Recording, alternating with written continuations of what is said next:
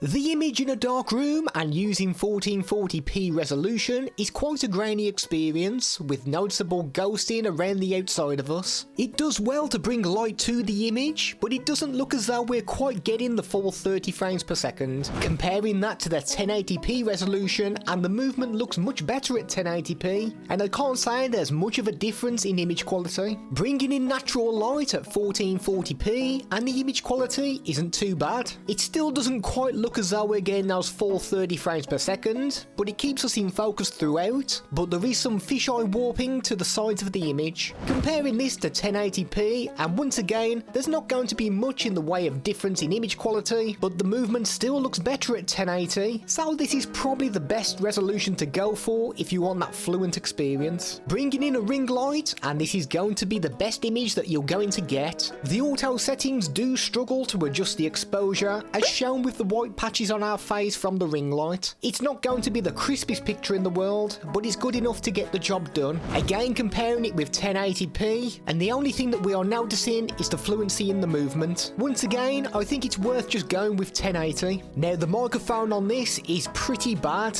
and this is what it sounds like. This is what the microphone is going to sound like on the Depstech webcam. Focusing on a small object and it loses the focus pretty much straight away. You will need to be about a foot away for things to be in focus. As soon as you come closer to the lens, it becomes blurred. Now, one thing we haven't mentioned is in our OBS, for some reason, we can get 2160p for this webcam. Yippee!